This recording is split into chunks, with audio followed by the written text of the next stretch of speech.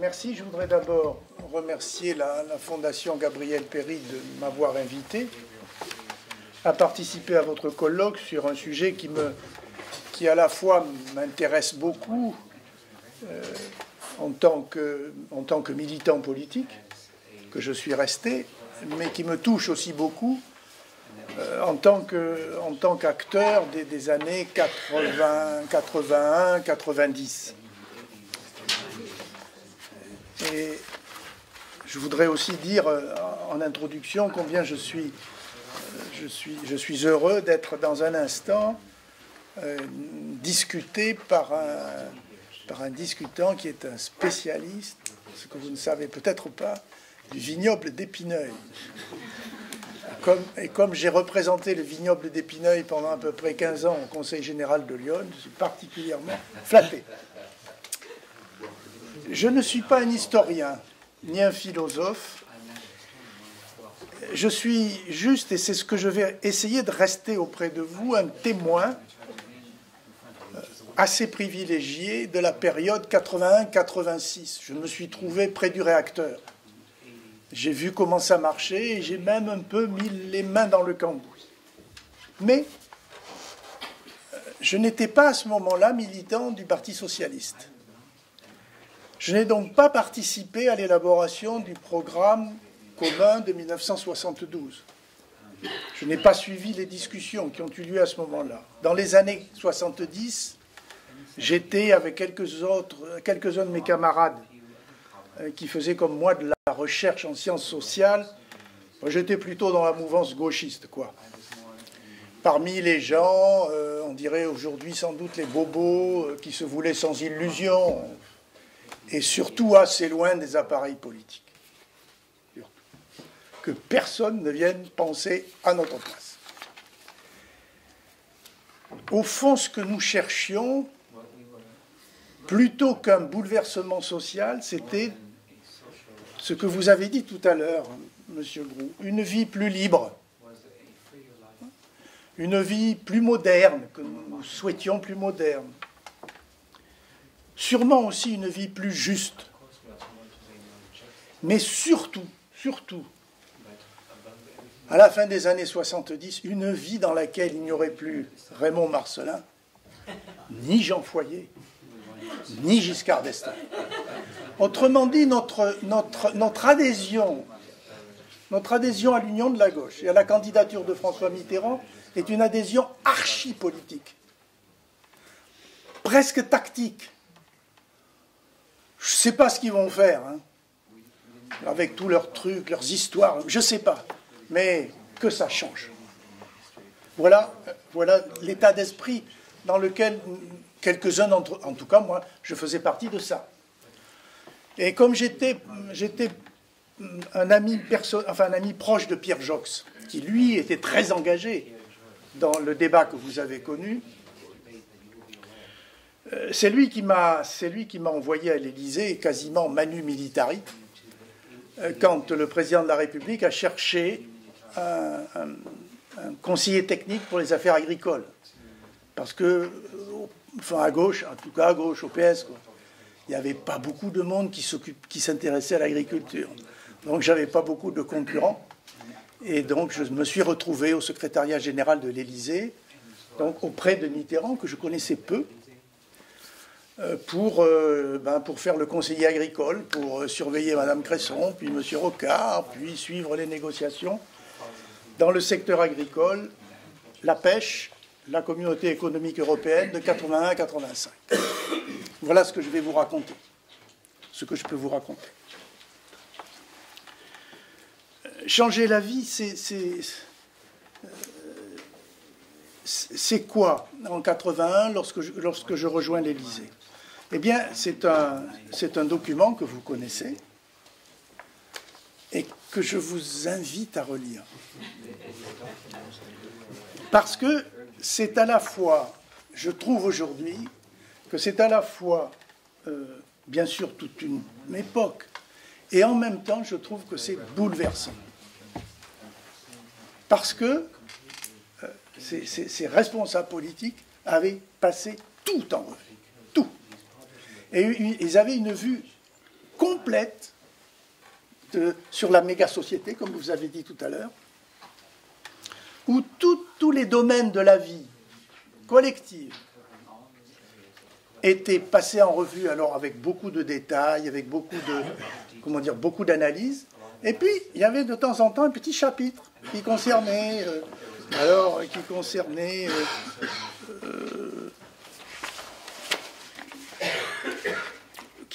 la place des femmes dans la société. C'était pas très gros. Il y avait aussi quelques considérations sur l'administration, le rôle de l'État. C'était aussi un petit chapitre. Et puis, j'y reviendrai tout à l'heure, il y avait évidemment une dernière partie qui concernait les questions internationales. Et là, vous découvrirez, avec surprise, qu'il y avait un chapitre 4 qui faisait 2 petites colonnes qui concernaient la France et la communauté économique européenne. C'était vite fait, vous savez. Bien. Donc, à la fois quelque chose de très complet et en même temps quelque chose qui, en effet, c'est pas ne répond pas, mais ne raisonne pas de ce qui s'est passé dans la société française au cours des 10 dernières années. C'est-à-dire 68, le MLF, le débat sur l'avortement. Moi, je crois que le débat qui traverse toute la société française dans la fin des années 60 sur les relations entre les hommes et les femmes est fondamental. En tout cas, pour ma génération, il est fondamental. Et là, on le trouve pas. Ou très peu. Mais par contre, ce qu'on trouve, c'est en effet tout un dispositif pour changer la société. Et avec ce lien entre changer la société et changer la vie que je trouve, à la lecture, 30 ans après, à la fois modeste et intelligent. Je lis. C'est le préambule. Hein, et le préambule, on a dû y passer des heures. Hein. Ça a dû faire des allers-retours. Les perspectives ouvertes par l'union de la gauche et le rassemblement de toutes les forces du peuple. Les propositions développées dans ce programme sont les moyens. On ne se trompe pas, en fait. Ce sont des moyens qui permettront aux Françaises et aux Français de vivre mieux, de changer leur vie. La préoccupation fondamentale du programme est de satisfaire leurs besoins et leurs aspirations. Donc, c'était pas... je trouve que ce texte est, du point de vue de l'engagement politique, très raisonnable, très construit. Et c'est pour ça que je vous dis, lisez-le, vous verrez beaucoup de choses intéressantes. Entre ce texte de 1972 et 81, surtout après 1974, où on a raté la présidentielle de peu, il y a eu un très gros travail de préparation. Et en particulier autour de celui qui sera candidat, qui sera François Mitterrand. Je pense au travail qu'ont fait ces conseillers économiques de l'époque, qu'on retrouve après à l'Élysée. En 1981, lorsque le gouvernement Monroy est nommé, au mois de mai, chaque ministre reçoit une feuille de route. Chaque ministre a une note avec, bien sûr, ce qu'il y a dans le programme et un ordre de priorité.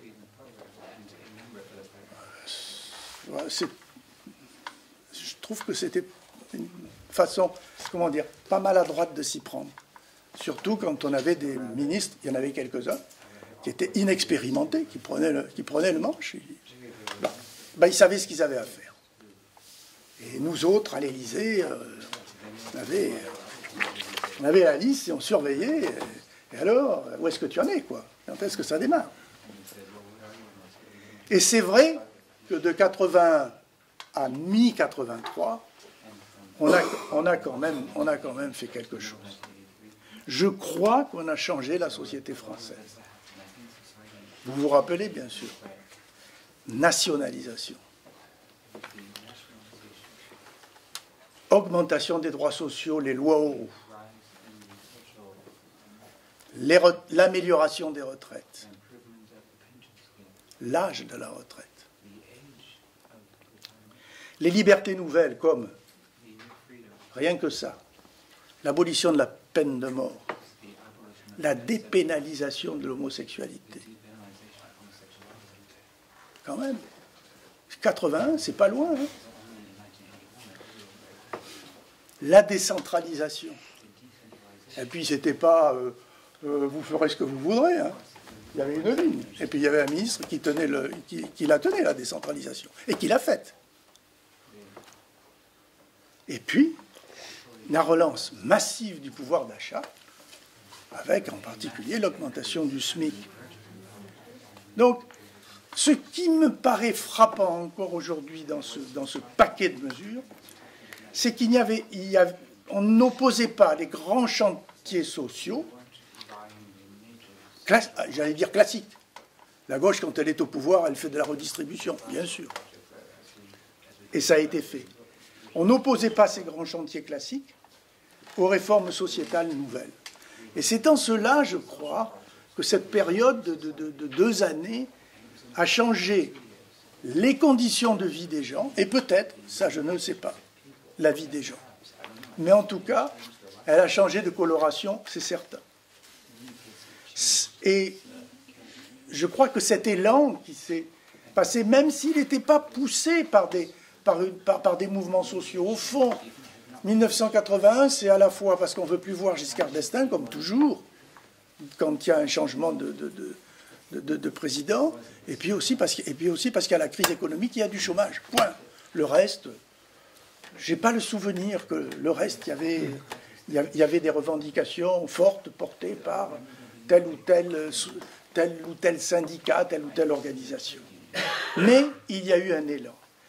Et cet élan, il est symbolisé par le gouvernement de Pierre Mauroy, où on retrouve des socialistes et des communistes, mais il se heurte vite, et j'en ai été un témoin très proche et très direct, à un mur de réalité contraignante, et pour certains de ceux qui sont aux manettes, des réalités contraignantes et imprévues.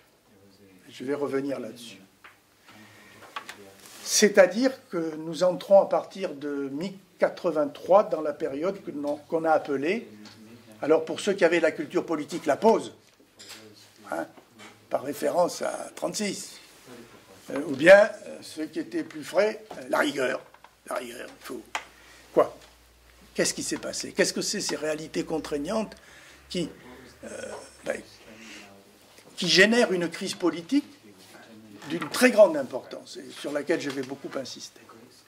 D'abord, c'est l'accroissement des déficits publics. Je parle de 81. Hein.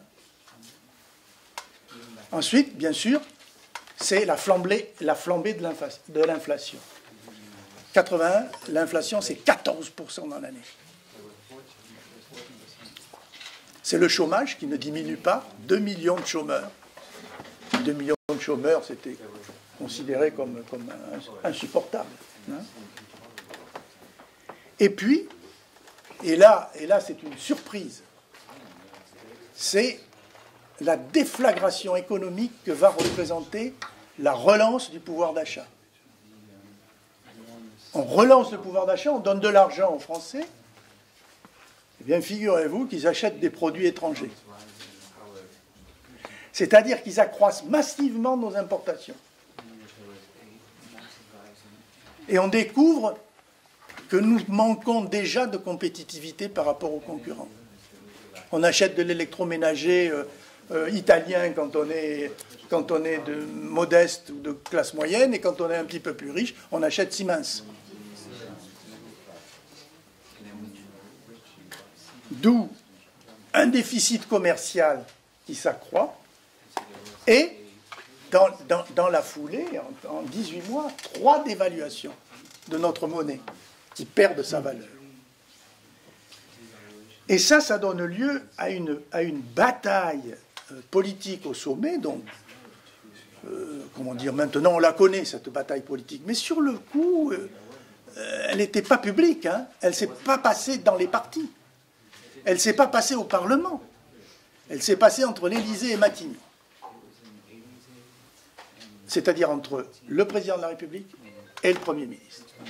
Le président de la République était tenté de sortir du système monétaire européen, de dire basta l'Europe, et de continuer une politique de distribution, et donc de déficit public. Et c'est Pierre Mauroy qui s'y oppose. C'est curieux ça, c'est bizarre. C'est Pierre Mauroy qui s'y oppose, et je crois qu'il faut en chercher la raison dans le caractère profondément social-démocrate de Pierre Mauroy. Ce qui le préoccupe à ce moment-là, en 1983, c'est que la gauche reste au pouvoir plus longtemps que d'habitude. Il ne faut pas partir, il ne faut pas quitter les difficultés. Les difficultés sont là, il faut les affronter. Et au fond, c'est lui qui a le courage, oui, le courage, de dire, d'affronter le président de la République en disant il faut rester au cœur de la construction européenne et il faut avoir le courage d'administrer une cure d'austérité au pays. On va fermer ce qui ne marche pas. Et puis on va serrer les boulons partout. Et on va essayer... C'est une musique qu'on a entendue souvent depuis. On va essayer de réduire les déficits publics, voire même peut-être de s'approcher de l'équilibre. Ça se traduit par le blocage des prix et des salaires, par une nouvelle dévaluation et par des hausses d'impôts pour tenter de rééquilibrer les comptes. Donc, vous voyez, quand on raconte tout ça, ou qu'on revient sur tout ça, on se dit ça n'a pas beaucoup bougé, quoi. D'où la question que je me pose souvent, mais je me la pose parce que qu'est-ce que ça aurait donné? Je me la pose parce que je sais aujourd'hui que d'autres se la posent. Donc, qu'est-ce que ça aurait donné si on était sorti du SME? Moi, je n'en sais rien. Mais par contre, ce que je sais, et que j'ai vécu directement, c'est que dès qu'on exclut la sortie du SME, c'est-à-dire de retirer la monnaie française de cette espèce de serpent monétaire qui la relie déjà aux autres, dès qu'on l'exclut, après beaucoup d'hésitation, et peut-être aussi parce qu'un argument a beaucoup compté, que j'ose vous représenter ici, c'est un argument de fierté nationale. On ne va quand même pas finir dans les bras du FMI, quoi. C'est pas possible pour la France, c'est pas possible. Un grand pays comme la France. Pourtant, c'était ce que l'on nous promettait.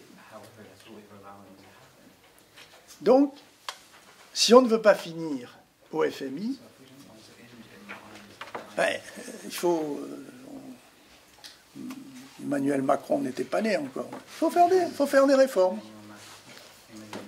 Et donc, à partir de 1983, la lutte contre l'inflation, la lutte pour la compétitivité devient l'objectif majeur de la politique économique en vue de rétablir les comptes, de maintenir notre monnaie au sein du système monétaire, avant même la lutte pour l'emploi.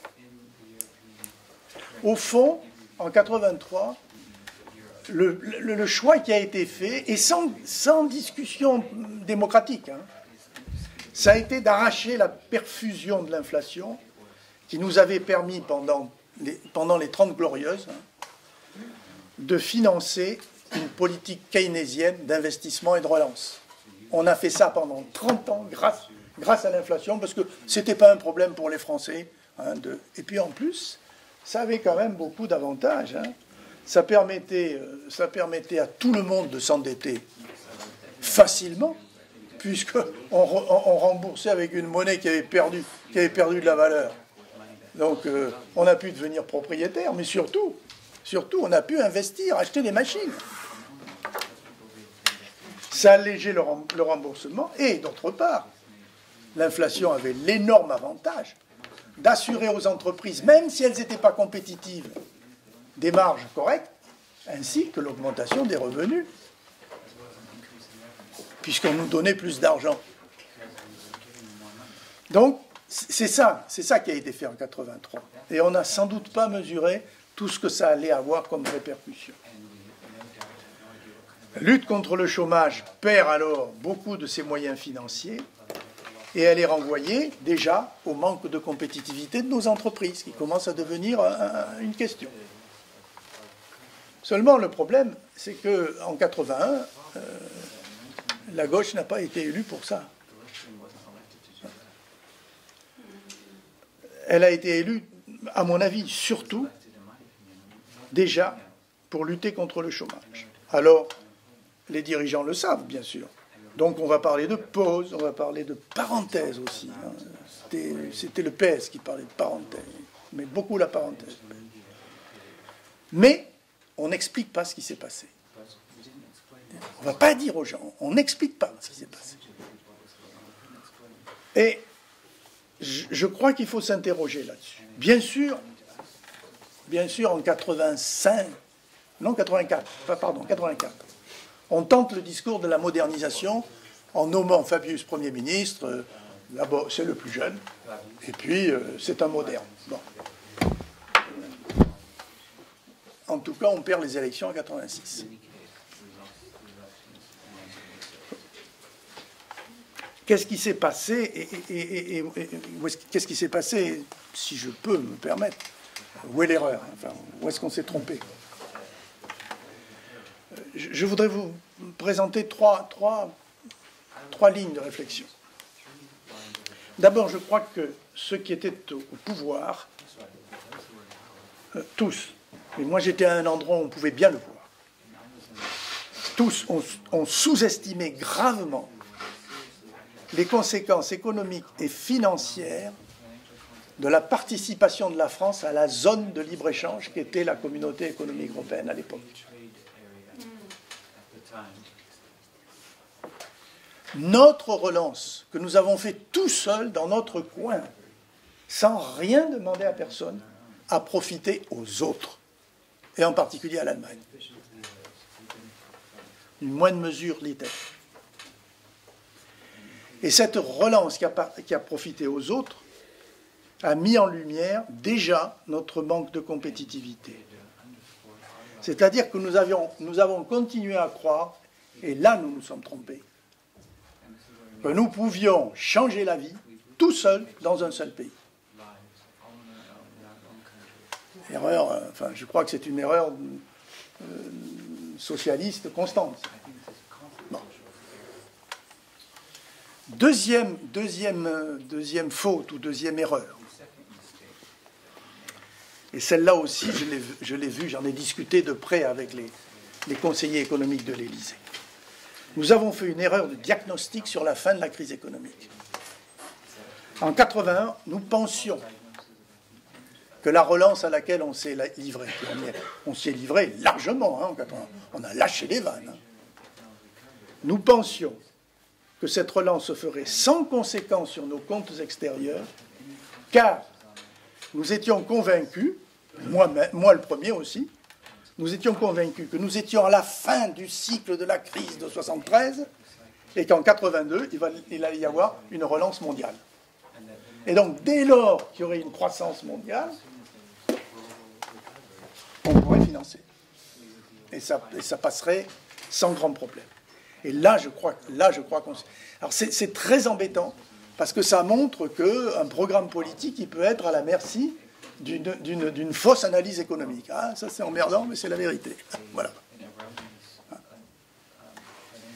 Et enfin, je crois qu'il y avait aussi chez nous déjà, ça s'est beaucoup plus marqué par la suite, qu'il y avait déjà chez nous la sous-estimation, nous avons sous-estimé l'affaiblissement du politique dans toute notre société.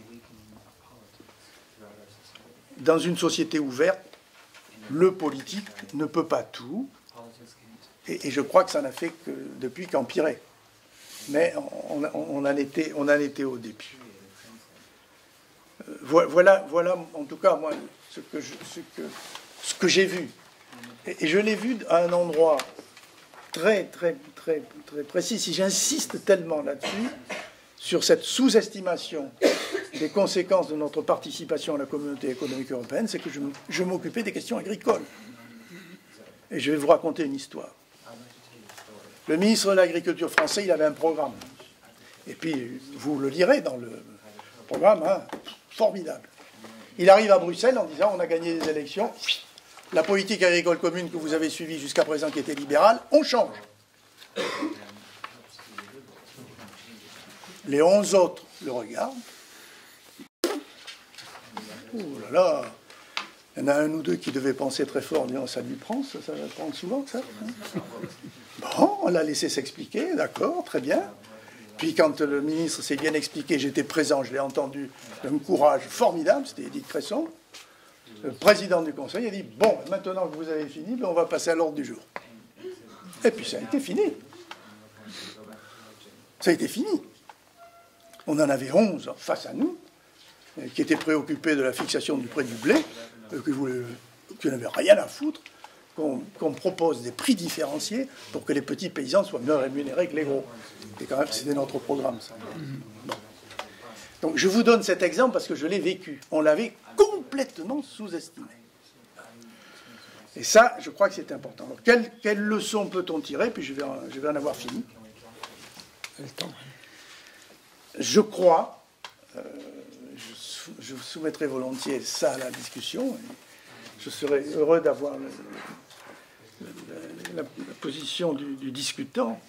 Moi, je crois que cette crise de 83, c'est la matrice de toute l'histoire de la gauche depuis 83. On n'en est pas sorti, je pense. Hein, où qu'on soit dans la gauche. Hein. Ça, ce que je dis, ça vaut aussi bien pour le PS que pour le Front de gauche. Hein. On n'en est pas sorti.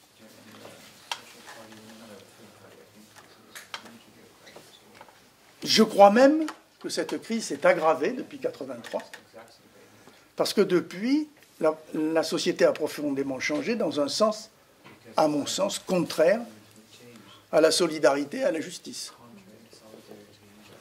Et le pouvoir politique qu'occupe de temps en temps, alors de temps en temps, après, il y a eu 88, bon, c'était particulier, et puis après il y a eu Jospin, et puis maintenant il y a Hollande.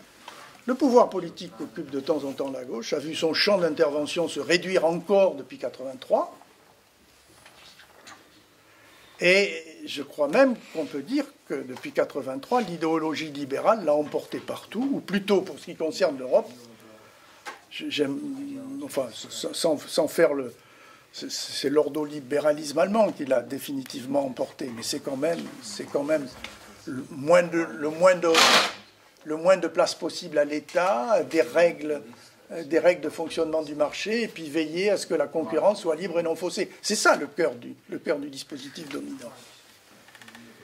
Et donc, je crois qu'on en est au point que, il me semble, c'est pour ça que j'incite à aller regarder le programme de 72.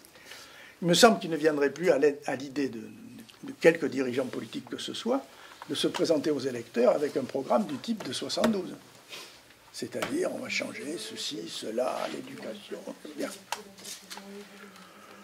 Et comme ils ne peuvent pas se présenter encore, ou pas encore, avec un programme de type mendésiste, qui consiste à dire la situation de notre pays est grave,